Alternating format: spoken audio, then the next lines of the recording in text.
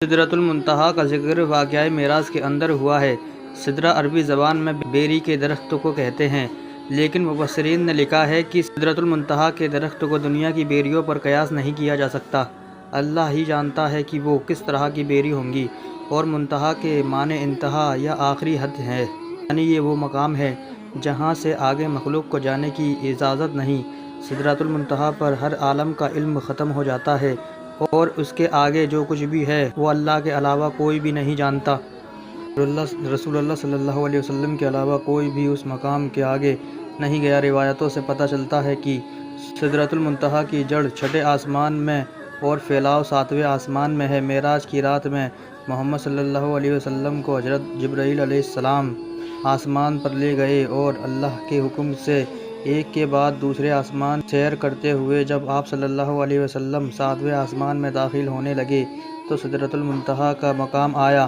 وہاں ایک عظیم درخت موجود تھا جس کے پھل مقام ہجر کے مٹکے جیسے تھے اور پتے ہاتھی کے کانوں کے جیسے تھے۔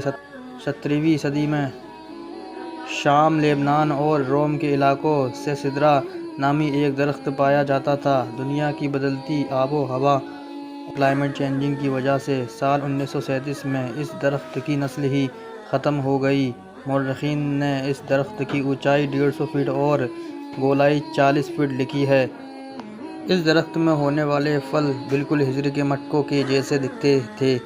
اس تاریخی درخت کے جلال اور عظمت کو دیکھ کر انسان حیرت میں ڈوب جاتا ہے، جو اپنے دور کا عظیم اور خوبصورت درخت تھا۔ بھی اس درخت کا تذکرہ عزیز کے نام سے کیا جاتا ہے۔ حضرت سلیمان، حضرت موسیٰ اور حضرت عیسیٰ علیہ السلام کے ارشادات میں بھی اس کا ذکر ملتا ہے۔ زبور میں اس درخت کا "دی ٹری آف لارڈ" یعنی خدا بند، خدا کا درخت کہا گیا ہے۔ حضرت داؤد اور سلیمان علیہ السلام نے عبادت گاہیں اسی درخت کی لکڑیوں سے بنوائے تھے۔ سدرہ کی لکڑیوں میں اتنی خوشبو اور چمک ہوتی ہے، اس سے بنی عبادت گاہیں نہایت ہی معطر اور صاف ستھری رہتی تھیں، اور تقریباً 400 سال تک ان پر موسم کا کوئی اثر نہیں ہوتا تھا۔ سدرہ کا درخت ہندوستان کے ہمالیہ میں بھی پایا جاتا تھا، جسے دیودار کہا جاتا تھا۔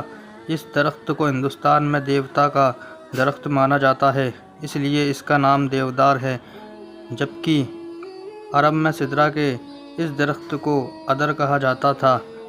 یہ تینوں نسل کے درخت دراصل ایک ہی خاندان سے تعلق رکھتے تھے۔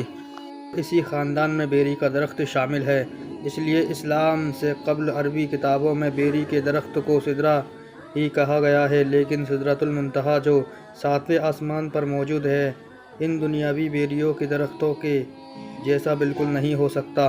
حضرت عبداللہ ابن مسعود رضی اللہ تعالیٰ عنہ نے فرمایا کہ سدرۃ المنتہا چھٹے آسمان پر ہے، اور زمین سے اوپر جانے والی چیز سدرہ پر آ کر رک جاتی ہے، پھر انہیں فرشتوں کے ذریعے وصول کیا جاتا ہے، اور اسی طرح اوپر سے نیچے آنے والی چیز اس تک آ کر رک جاتی ہے، پھر اسے نیچے سے موصول کیا جاتا ہے۔ سدرۃ المنتہا کے قریب ہی جنت المأویٰ ہے، جو جنت کا اعلیٰ ترین مقام ہے، اور جہاں قیامت سے پہلے شہیدوں کی روحوں کو ٹھہرایا جاتا ہے۔ سدرۃ المنتہا ایسا درخت ہے جس کے تنوں کی چوڑائی 72 سال کے سفر کے برابر ہے۔ نبی صلی اللہ علیہ وسلم نے فرمایا کہ سدرۃ المنتہا کے اس درخت سے 2 ظاہری نہریں نکلتی ہیں، اور اسی طرح اس کے تنوں سے 2 باطنی نہریں بھی نکلتی ہیں۔ آپ نے معراج کی رات ان نہروں کو دیکھا۔ جبریل امین سے دریافت کیا کہ اے جبریل، یہ باطنی اور ظاہری نہریں کیا ہیں؟ تو جبریل نے فرمایا کہ باطنی نہریں جنت میں جاتی ہیں، اور ظاہری نہریں دنیا میں گرتی ہیں، جو دریائے نیل اور دریائے فرات ہیں۔